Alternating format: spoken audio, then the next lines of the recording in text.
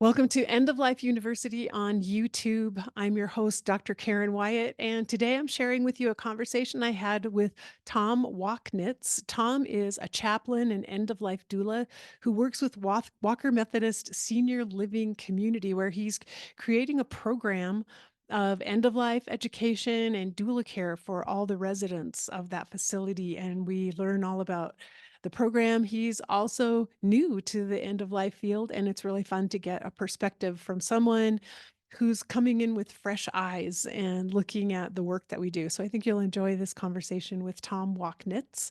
Make sure you subscribe to the channel down below if you haven't already, and also subscribe and leave a rating and review for the podcast wherever you happen to listen. And go to eoluniversity.com/support if you're able and willing to make a small contribution to keep this channel and the podcast on the air. So we'll move on now with my interview with Tom Waknitz.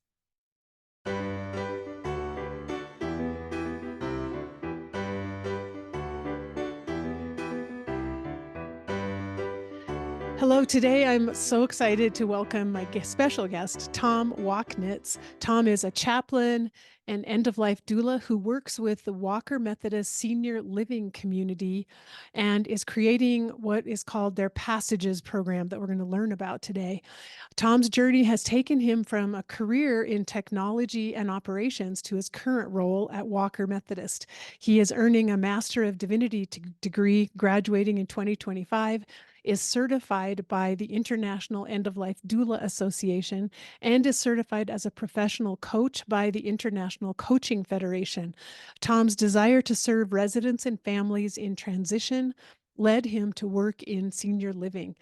Tom wrote a blog post for LinkedIn titled Reflections on My First Year as a Spiritual Care Provider and End-of-Life Doula, and that is what introduced me to Tom, and I've been really excited to talk to him, partly to get the perspective of someone who's newer in this field, because I interview lots of people who are pioneers, who've been doing this work for 20, 25 years. And it's so very interesting to talk to someone like Tom, who's new in the field. And I wanted to tell you the website. You can learn more about Walker Methodist at walkermethodist.org. And Tom's website is one mtl.org. So Tom, welcome and thanks for joining me.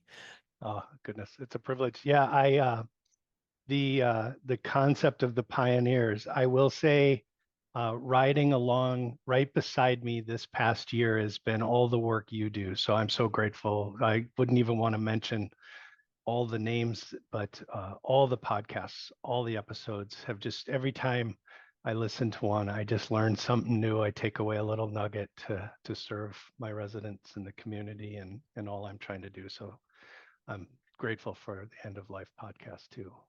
Oh, well, thank you. I mean, that's always great for me to hear that Yeah, this work that I do makes a difference to yeah. someone. But Oh, I'm so curious about your journey mhm.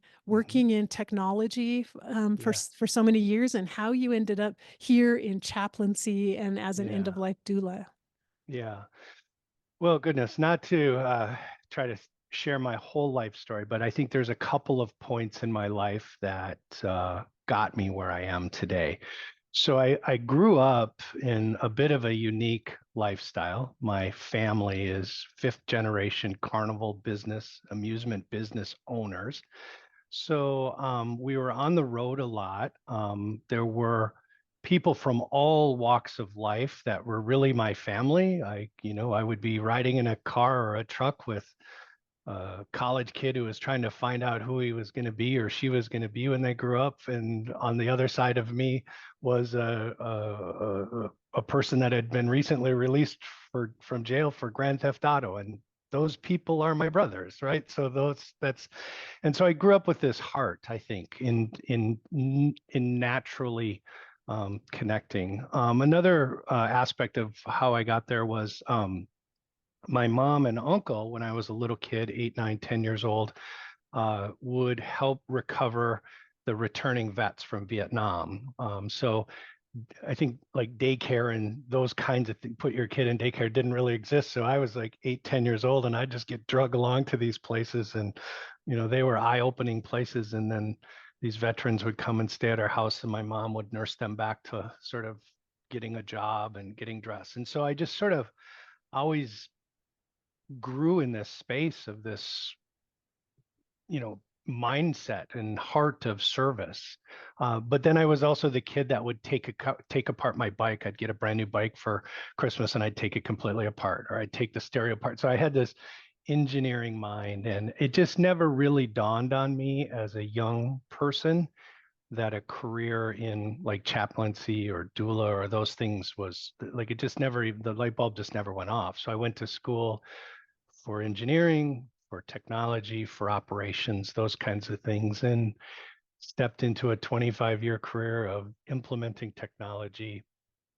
Um, and at a certain point along the way, I just kind of said, my heart really is in this work of spiritual care and doula work. And so I started studying, with folks like Richard Rohr. I was in the Living School for a long time. I'm grateful to so many other coaching organizations that have gotten me where I've gotten. And now, since January of 2023, it's been my full-time gig. So my passion career, right? Yeah, wow, it's a wonderful story. I hope you'll write a memoir someday because I would just love to hear stories from how you grew up. It sounds amazing. Yes, there are many, many characters that I can share about. Yeah, it was fun. It was fun. It was an interesting and eye-opening experience. I love how the uniqueness of each of our paths, that's one thing I've discovered from interviewing so many people. We each have some unique path that brings us here. And here we are in this space where we're all Yeah, caring about end of life issues and wanting to help people as they go through transitions at the end of life. But it's just really fun hearing the stories. So thanks yeah. for sharing that. Thank you. Yeah. Well, we mentioned that you work with Walker Methodist Senior Hmm. Living Community, and Yep. you're creating a really unique program there called Passages. And I was Right. hoping you'd explain that to our listeners Yeah. and tell them what that involves. Yeah. Yeah. So sort of the clinical connection to it is we use some of the work out of the palliative care research. So we sort of I look into that research and how the assessments and how somebody moves through palliative care, and how we can connect with them. And that's sort of the underlying data of the offering that we're creating. I try to stay away from the data because it's about the human experience, it's about the journey. And so on the other side of that, what we're really trying to do is develop something that can meet our residents and their families through the entire journey of their life at Walker Methodist. So the data is overwhelmingly individuals want to die at home, right? And so we create that home for them. They move into our residential communities as independent living, and they can move through that entire life in Walker Methodist through assisted living into what I call our care suites, which is more of a hospice palliative care environment, and then do bereavement and aftercare. So it's really that whole journey of an individual that we're trying to connect with. And so in the beginning, as somebody joins the community, we're working on a lot of things like life writing and legacy and connecting to the community, having a lot of those kinds of conversations. And as one journeys through that, so as an example, in senior living, many the most people find out about palliative care and hospice care, and this is kind of true for the hospital, through the result of an incident, right? It's a Mhm. fall or something, and then a person may be on hospice or palliative care for 20, 30 days. It's actually quite small. So we're trying to connect in conversations to bring awareness about the benefit and the value of these services, the breadth that's available to families, the respite care, the non-medical care, the spiritual care, all those kinds of things, so that those aren't really surprises. They're decisions that people can step into knowingly. There was one, you did an episode with Barbara Kearns on selecting a hospice, and I think it was just beautifully done, right? About doing your research and stepping into it and being aware of a few of these points. So we're pulling that. all the way through the end of one's life. I did yesterday and the day before, I did a vigil in our community, or a service of remembrance in our community. And there were, in the two communities, there were, I think, about 23 people who have passed away, died in the last 3 months. And I just did a quick count. I couldn't see all of everything from the obituaries published, but a quick count. I think there were over 250 to those 22 people. There were 250 children, grandchildren, great grandchildren, and great great grandchildren connected. And so to think about how interconnected we are and how relational we are is really sort of the foundation, the impetus of what we're trying to build into that program. I just love how this education and information around all the phases of Mhm. aging and the end of life is Yeah, available to your community, yeah, because it makes so much sense to me that, I mean, this is the education we're all saying we should mhm, all have had all along, all through our yeah, lives. yeah, And most people don't learn any of it until they're in a moment of crisis at the yeah, very end of life. And to be absolutely. able to start with people when they move into your community and offer them the information, like you said, so that it's not a surprise Right. when they need to learn about certain things. They've already heard about it and they've Yeah, already had some time to prepare. yeah. So I one of those sort of, kind of slap your head moments. When I started developing the program, the engineer mind, right? I started doing the research, found the papers, had all the data, and then the light bulb went off one day and said, none of that matters. Go talk to the residents. And so I spent 3 months just sitting down with the folks in Walker, asking them questions.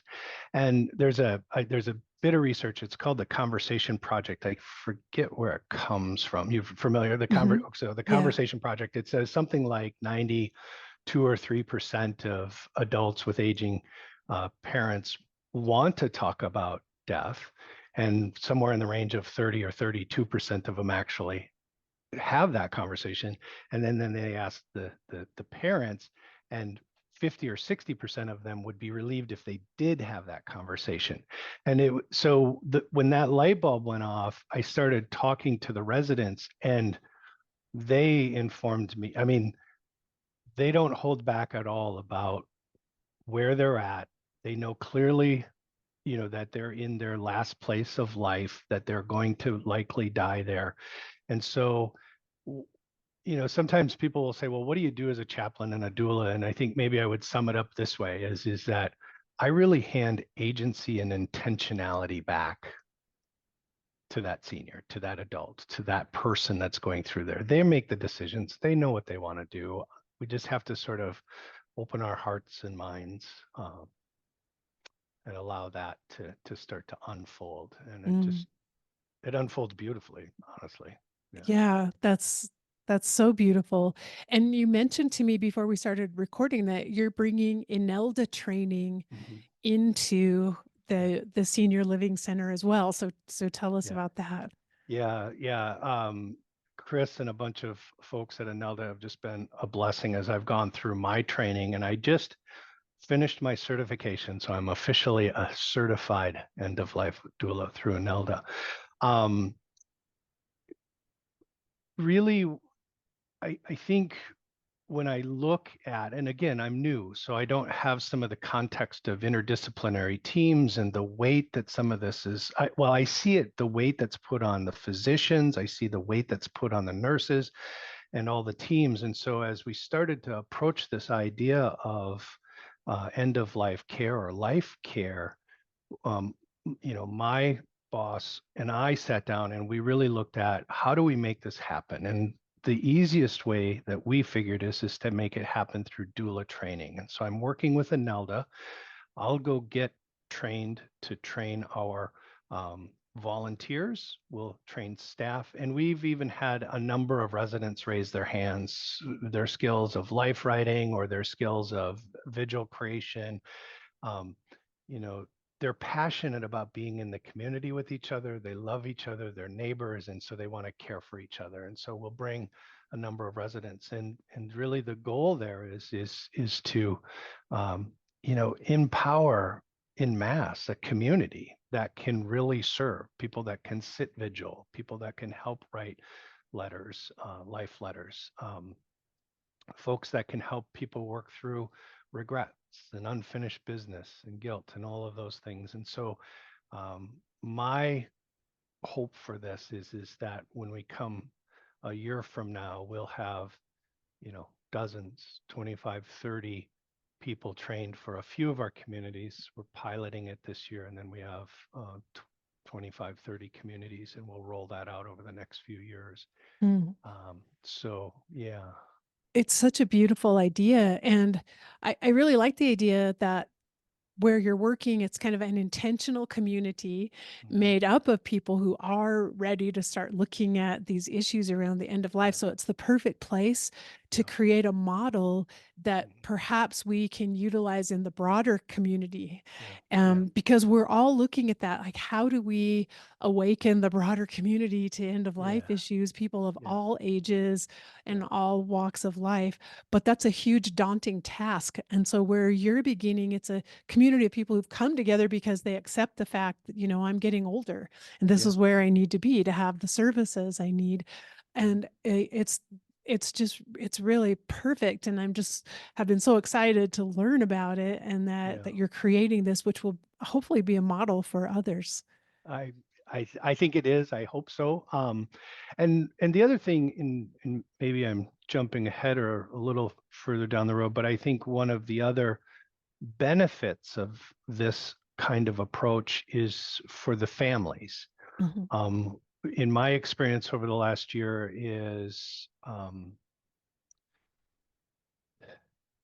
I- you know, I I don't want to be I don't want to sound negative, but I don't know that families really know how to use the services of hospice and palliative care and stuff like that. I don't think they have a way to really be informed. So I see a lot of families jump in sort of doing the caregiver role or trying to, make sure they're there to uh, ensure food is there. Just a lot of sort of those things. And I'm hoping one of the things that Passages as an offering does is it starts to free the families to trust that we've got their loved one, and then open up and allow them to step back to be just a family, just the journey of that end of life, whatever healing may need to occur, whatever stories can be told, you know, all of the beautiful things that we hear about the journey of one's end of life. And hopefully through that we'll sort of shift for the families that opportunity to just be present in a sacred space. Mm. Um, And I really like that idea, and you're so right about that. There's so many responsibilities for mhm. family members when they're serving as the sole caregivers for their loved Yeah, ones, yeah, that sometimes it's hard to remember that you're a daughter or a son or a spouse, absolutely. because you're just trying to do the job properly and get the medications right, and Yeah, trying to take care of all those things. So being in a community where everything else is cared for and you can simply be at the bedside, I think that's really wonderful. yes, yeah, yeah. Yeah, that's I mean, out of all the things that I do, just quickly is those moments one on one with an individual, it are for me, they're divine, they're sacred, they're the space of where divinity shows up. So And you feel the sacredness in yeah, that moment when yes, someone is drawing near to their death, mhm, and to be at the bedside. And it sounds like you've done some vigils at the mm, bedside. yeah, yeah. Yeah, a number of, and also, I think yes, and I think, so part of that, what Passages can offer for the families, and then in the doula work is to start to create the vigils. So very few individuals that I meet with or work with over the past year even have the concept of what a vigil is. It just doesn't really even exist. So we're bringing that there.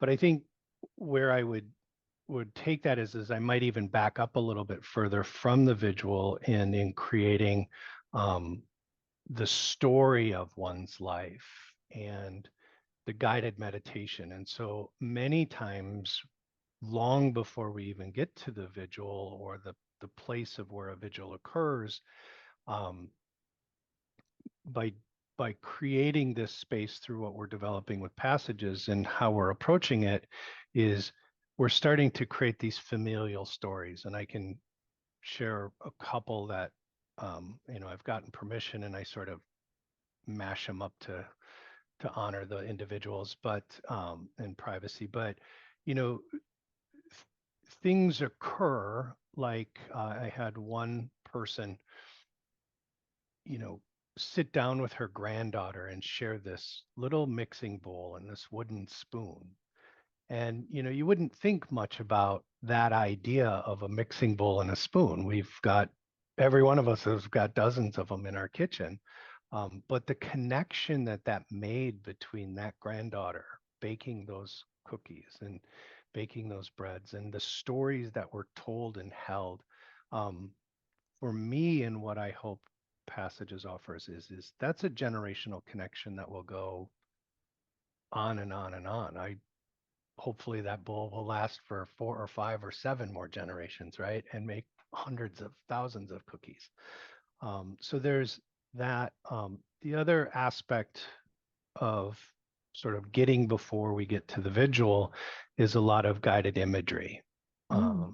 And so I'll sit with folks and we'll just start walking through various levels of guided imagery that relate to whatever aspect they're at. I have a a dear person right now who, for them, Jesus is the spot. Jesus is where they're going. And so we have this guided imagery and we walk down. And if you've ever been to northern Minnesota or in the mountains from where you're from, those little creeks and the paths that go down to those still ponds. And I just love it because we walk down together. She meets Jesus at the shore. I go off to the side and sort of sit there while they skip rocks. That's what they do. They skip rocks and share stories, and she finds peace and forgiveness, and then we journey back. And so that starts as early as we can get it started so that we can come to that place of peace and Mm. sacredness in the vigil. Yeah, so people have the capacity to get to that Mhm. place of safety and relaxation no matter what else Yeah. is happening. Yeah, and that's really my hope is that I know one day we're going to take that walk. I'm going to get emotional. We're going to take that walk and I'm going to walk back alone. You know, she won't she won't walk with me. Yeah, And yeah. you know, and that's And the okay. and though you mentioned Jesus, I imagine that the imagery works for anyone regardless of their belief Yeah. system. So who they Yeah. meet at the pond Right. might be someone else. It's like, Yeah. Yeah. And so many times really, the families and the people that I work with, um, you know, 70 years of marriage is a sort of a normal number.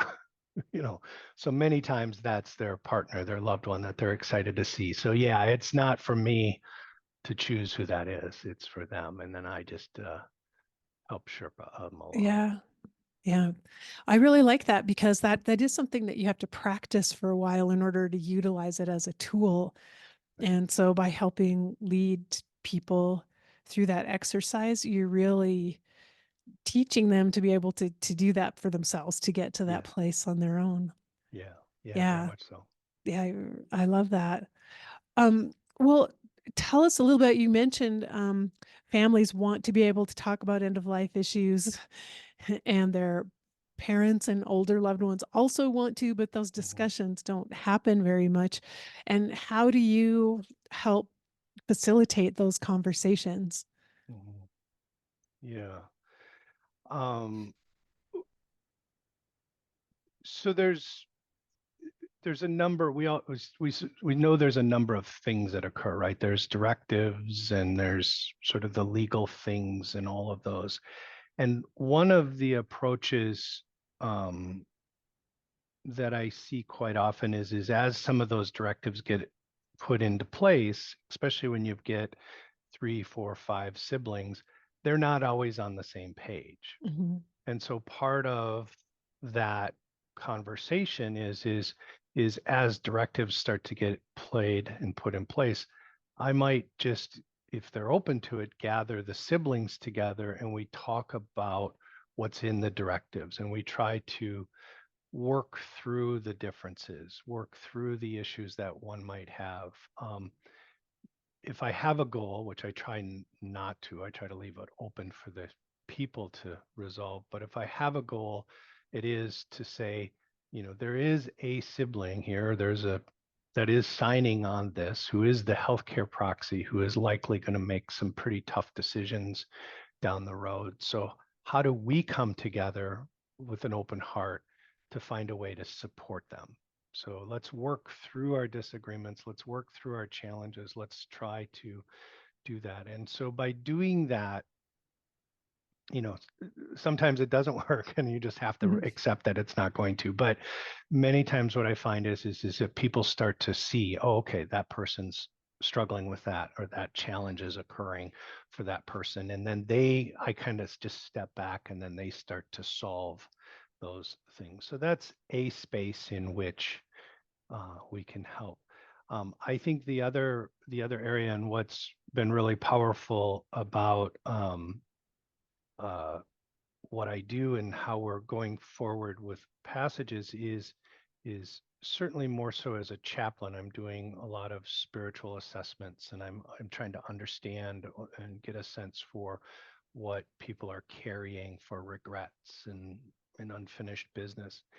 And as we get into those, I think one of the powerful things about the journey of end of life that we often um, maybe don't take the opportunity to have is the healing that can occur between generations. And so when a mother is saying, I wasn't the greatest mother, and a daughter is saying, gosh, I'm not, there, or I'm struggling with that, I'm looking for ways in which we can find a connection, where we can find healing.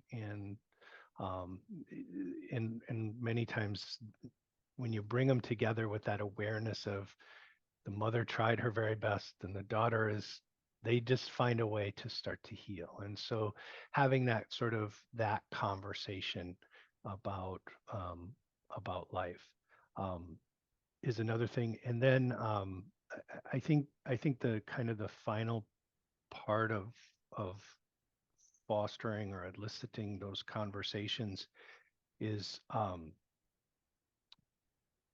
it's interesting how many times the light bulb's gone off for the kids that are working with me as their parents are going through this journey.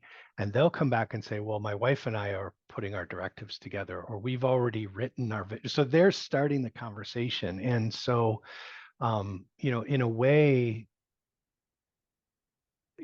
my job and my journey is being with the person who's dying, but kind of my prayer and my hope is that the adult and the children of the younger families are starting to learn how to embrace life and solve some of these regrets and some of these grudges and think in terms of what their life is together and sort of just change that dynamic Mm. um, or so. That's so true. Such a powerful ripple effect that this could Mhm. have. And really, what I was saying about, oh, we wish we could bring this to the broader community, that this ripple effect actually is a way of doing that, Yeah. because you were saying, talking about all the offspring Mhm. of the people who have Yeah. died. I mean, Yeah. that's a lot of people who've been Yeah. affected Mhm. and educated and who have a Yeah. much deeper understanding and Yeah. probably less fear of talking Yeah. about death Yeah. because their loved ones have been part of this program. And Yeah. so, over time, it just spreads more and more and more. Yeah. Yeah.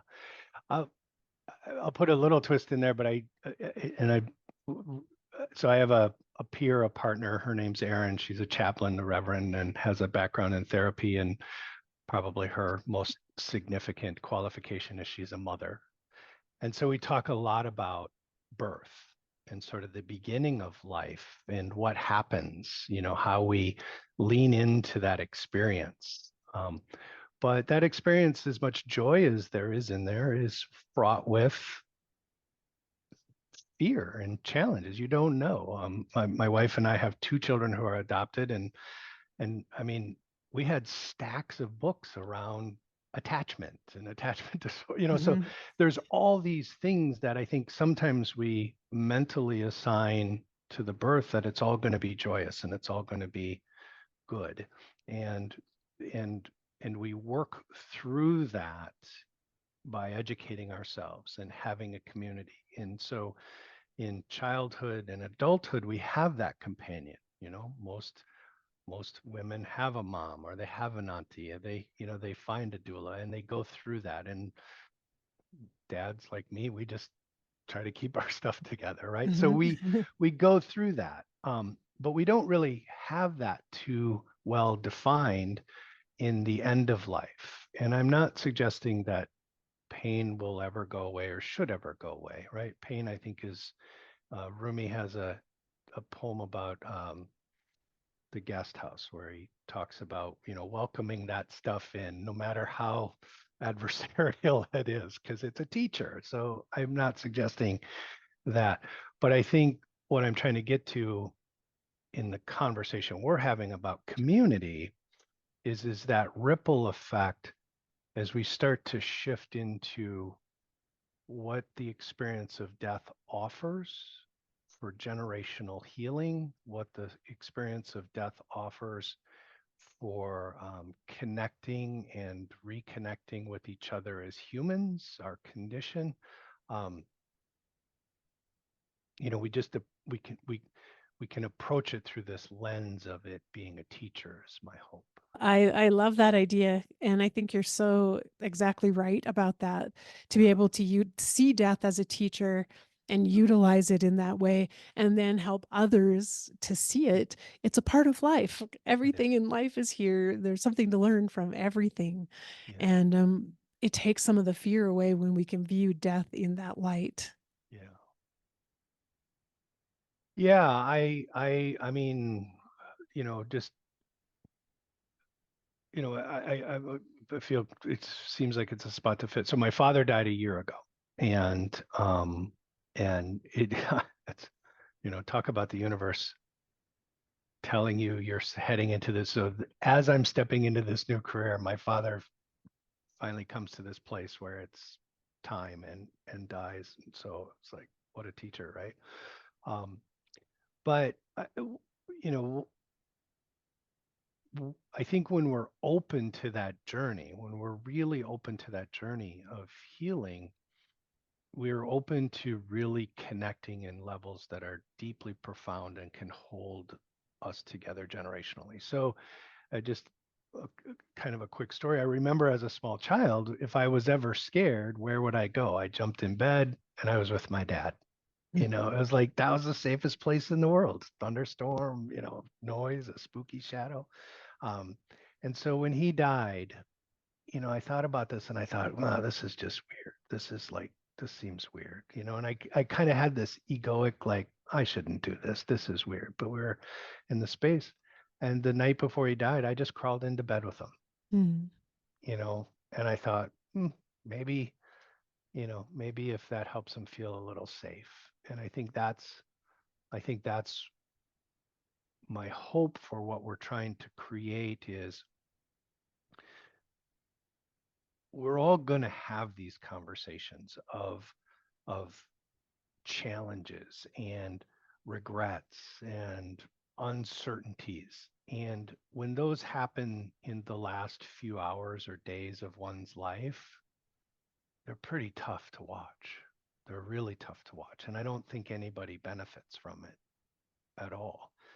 And so if we can start to, in community, have some of these conversations earlier so that when we get into those last few days and hours, they can be those sacred moments of just presence with mm, the person and whatever that means. I just think that's an incredible gift. mm. Absolutely, and really like that you're able to start addressing those issues with people. I think when we're younger, like we're all carrying baggage Hmm. and wounds and things Yeah. that need to be healed. But Yes. when we're younger, life offers so many distractions and so many opportunities to Right. go a different direction and not think about those things. But as you progress through life and get older, as I am now, the Yeah. distractions start to go away a little bit, Right. and there's a more compelling need to start healing some of these old issues, and to be able to have the guidance to do that, in a program like Passages. I think that's really powerful because some people just it's difficult for them to try to create the healing on their own without some sort of guidance or something leading them and telling them where to go and how to do it. Yeah. Yeah. Yeah. And that was really, I think that was really where some of the coaching tools come into play. I think they do that in the doula work, but I very specifically took training from coaches who are more in the sort of the Ayurvedic or ontological training spaces so that we could sit with people and allow them to get a sense of where those feelings and where those challenges are coming up and then start to figure out how to get those expressed verbally, which takes time for an individual. Yeah, and so that all of the family members can benefit from that healing Yeah. over time. Yeah. And that's the thing that we've mentioned here several times, is that having more time is so valuable in terms of Right. even thinking through advanced directives, having difficult conversations, healing together. Yeah. And the truth is that most people don't have that much time. They come onto hospice, as you said, 1 or 2 weeks before they die, and that might be the Yes. first time they've ever addressed any of these issues, Yeah. and it's not nearly enough time to do the work that needs to be done. Yeah, I think that's a part of in my first few months. And I had been hospice volunteer and worked in cancer centers as a patient escort and volunteer. So I had seen some of it very anecdotally, but I hadn't seen it really to the degree that I did when I started as a chaplain. Um, and I don't mean to make light of it, but that's it exactly. Somebody will get introduced to hospice. I'll sit down with them. We'll talk a little bit about spiritual care, and then they'll blurt out, "Well, I haven't talked to my son for 27 years." And in the back of my head, I'm like, "Wow, like it's unlikely that we're gonna remediate those 27 years of issues in the statistically speaking 30 or so days that we have." And that's where those light bulbs started to go off, and I looked back into that palliative care work and that research out of those environments and said, how do we start to have these conversations earlier? And they're tough. I get it. I I want to be sensitive to that, but I think if we don't, for me at least, if I don't, I feel like I'm doing an injustice, or I'm leaving somebody um, in a space where I might otherwise provide some value in the job I've chosen. And I'm curious to know, in the Passages program, do you meet much resistance from some people? Are there ever people who just don't want any part of it, or just how are people accepting it, Hmm. the whole Yeah, program? I think organization. I think so. A couple ways to tackle that question. We, I think as a whole, maybe the concept of the interdisciplinary team is going to continue to mature, right? So again, I'm new to this. I hear and see, you know, all these ideas of like physicians should be trained more, physicians should do this, physicians should do that. And in my brain, I'm like, man, that's lumping a lot more responsibility onto a profession who's already pretty taxed when you look at how that's unfolding for physicians. So it doesn't mean that I don't think they should be educated, but part of what we're trying to do is have stand-ups and have care plans that we can start to talk more interdisciplinary about. And I think as people have started to see that, they start to let go a little bit like, oh, we have um, people here that can help us. So, as an example, in the spaces that I go and work, I sit in the nursing stations, I sit with the nurses because I ultimately want them to know me, to see me, to say, hey, we're struggling here. Can you go talk to this person? Or how can I help create a conversation earlier about palliative care? So there's that whole thing. And I think they're very receptive to that. And even the, if you wanted to go as far as say even the financial data in hospital and hospice systems suggests earlier knowledge of palliative care and hospice is a financial benefit to the organization. Like that data is there. So it's just how do we do that? So that's kind of that mechanic of it. On the family side, I think the really interesting thing that occurs most when there's resistance is there's sort of this shift of parental child relationship where Mhm. the children will come in and it's just like you're doing this is where we're going, we're doing this, and you can just kind of see the mom or dad sitting there like, and so part of maybe the resistance there is working with the families or creating a space with the families where they can start talking about um, the decisions that the individuals want. It goes back to sort of that agency and intentionality, right? Like, how far does this person want to go? How much hospital do they want? I have some residents who get dialysis every day because they want to keep living and that's the space they're in and that's what they choose. And I have some residents who have, you know, been diagnosed with dementia and in a few weeks they decide that they're going to take an approach that's dramatically different through, VSED or MAID or, or something like that. And so we have to try to find a way, I think if there's any resistance to continue to shift that knowledge and awareness that that person, we can trust that that person has a pretty good insight on what they want to do and how they want to do it. Yeah, and I think you're right. We have to meet people where they are and honor whatever their choices are, where they are at their place in life. And then we don't overcome help with resistance by pushing against it. We actually help by creating a safe space and honoring people for being who they are and accepting wherever they are on their journey. Right, right, yeah, and yeah, and again, it's it's nurturing into the care of of that individual, right? It's really holding that space for the pain that exists because it is painful, and I don't ever pretend that it's not. But as we start to have these conversations, it kind of goes to the birthing, right? The more we know, the more we started to learn, the more we start to have these conversations, that we tend to shift into this space of um, the natural flow of it, the natural rhythm of it, maybe is a better way to say it. Yeah, yeah, I really like that.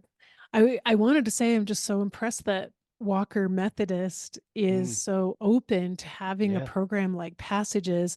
And I don't really know, I don't really know if there are any other senior living communities out there, or if you know that either, who are considering this idea or open to it. But it's what we need. It's yeah, the thing we need. And I'm yeah, hoping like by having this conversation, we might inspire people yeah, to think about it. What could they add to the intentional community they're creating that would yeah, help people be more cognizant of end of life?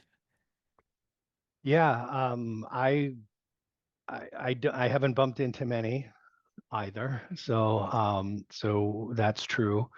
My hope is, and as I've listened to a few of your podcasts, I'm looking to make some connections because I think oh, I forget the name. What's the hospice house model that you've shared a few Oh, the times? Omega Home Net, The mega Omega homes. I Home think Net. that's just a wonderful vision for how we can maybe start to create business plans and models and share, with each other some of these ideas. So there's some of that kind of percolating in the back of my head.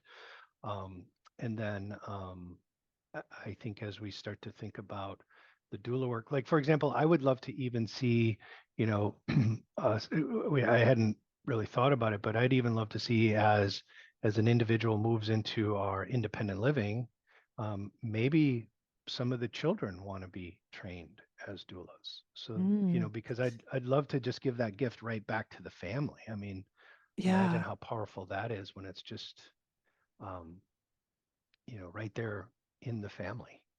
Yeah, oh, that's such a great idea.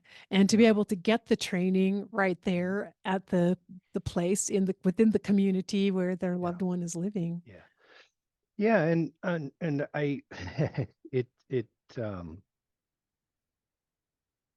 I think the doula already exists within everybody.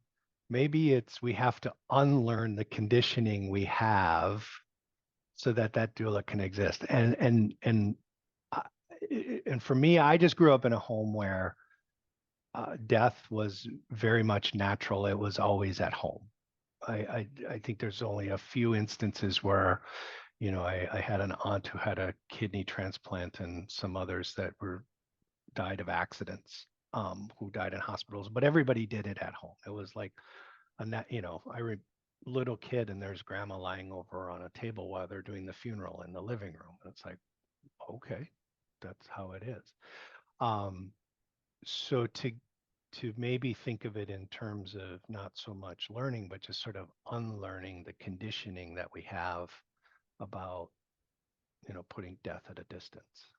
Mm. And I think that's a really good point because if you think about it, I mean, dying has been part of the human experience Yeah, since the very beginning. And so it's yeah, almost a primal instinct for yeah, us to know how do we yeah, care for one another when yeah, we're yeah, dying yeah, because yeah, it's part of every single life that has yeah, ever existed. I yeah, think you're right. If we unlearn the things that have taught us to avoid death and fear death, that we will find within ourselves that natural instinct. yeah. Yeah, and that's where Erin, as I mentioned earlier, she and I spent. That's why we talk so much. I mean, when you look at it like birth, right? Somebody in your family has a baby. Nobody really needs to tell you how to hold the baby or feed the baby or, don't shake the baby or all, that's all we just know that stuff. And we've kind of unlearned, can I hold that person's hand? I don't have to talk. I can sit in silence. um, this is going to be okay. Let them be the way they want to be. So, yeah, so we spend a lot of time sort of bantering back and forth those ideas uh, about how they may or may not inform one another, what distinctions may need to be thought about. And you've talked a bit about sacred presence and being able Mhm. to be present with someone at the end of life. And then in your blog, you wrote about using the intentional pause when someone dies. So I wondered if you'd talk a little more Yeah, about that. yeah, yeah, absolutely. Again, not to throw shade into some of these great systems, the hospice and healthcare and palliative care work, funeral homes, all of those. But I think they kind of condition us to just jump to the next thing, right? And I see that quite often. Somebody will die, and sort of the immediate response is, well, okay, well, call the funeral home, right? And so this intentional pause, or this idea of the intentional pause, and we've done this with passages, and I'm sure this is probably very common, I would imagine, in others, but we do a service called the dignity quilt. And so our very intentional pause is that when a person dies, we connect to the family, the primary caregivers of the family, and we just ask, where are we at? And some will say, I'm not interested, everything's okay, call the funeral home. And some will be, well, yes, let's wait. And so person may die at 2 or 3 in the morning or 2 or 3 in the afternoon, and we'll wait until the afternoon when the family can be present, or we'll wait until the morning. And then at that point, we'll do just sort of a pause, end Mm. of life ritual. Now, if we've set something up in a vigil, we'll follow those rituals, cleansing the body, whatever culturally they may want to do as well. The point, I think, in the whole thing of the intentional pause is just to, again, sort of educate families, right? To unlearn the conditioning that they've been shared is that um, there's no hurry. There's really no hurry. Um, you can ask the nurses and the RAs to clean up the room, to make the bed, to maybe pull the ventilators or the air and oxygen off, comb their hair, make their bed, and sit there and pause. Most states, I think Minnesota for sure. I know Minnesota, I believe, is a body can lay and rest until its burial. So 2, 3 days. I might not advocate for that. There are some Eastern religions who need that, honor that, so we support that. But I think within 3, 4 hours, 8 hours, to sort of bring yourself into that place and have that space and that time for stillness and pause and grieving is something that I just don't think many families are aware of. They just sort of don't know that it's available to them. Yeah, so true. I think back to when my mother died, and she died with hospice care at home, and I was her caregiver. But the hospice nurse, as a way of trying to help me and lessen Mhm. my burden, called the funeral home immediately, and they Yeah. showed up right away. And at the time, I didn't have the presence of mind to realize, like, no, I need more time, and Mhm. I kind of needed someone to help me protect that Yeah. space. Yeah. But the nurse didn't think, she thought she was doing me a favor. Yeah. Let's just get her out of here as fast as we Yeah. can. But Yeah. honestly, it was so devastating when they took my mom away, and Mhm. I felt like, oh my gosh, I missed my chance. I just needed to sit with her. I just wanted to be in the room with her. Yeah. And so I realized, even me as someone who was knowledgeable about these things, I Yeah. couldn't advocate for myself very well in that moment right after she died. I needed someone else there who was informed, who might say, would you just like to be here with your mom a little longer? Why don't we Yeah. wait and Yeah. call the funeral home later? Yeah. I think it's a great point. I think it's a point that only reinforces what we've been talking about with the strength of the community, right? Is to be alongside, to know and to respect, hey, you know, maybe Karen isn't in that space, isn't. Let me step in and be an advocate. Let me step in and hold that space to double check. And also to have just that real conversation, to check in. How are you doing? Oh, I think I need a little more space. Okay. And and create that space. So I think your point is perfect. Yeah. Well, I want to say, Tom, as someone who's new to this end of life field, like, you bring such a beautiful, pure perspective to all of these issues.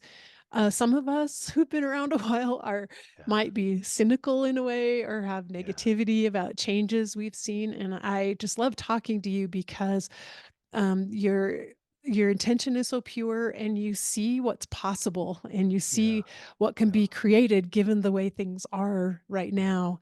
Thank you. And it's very refreshing to Yeah. talk to you Thank you. about that.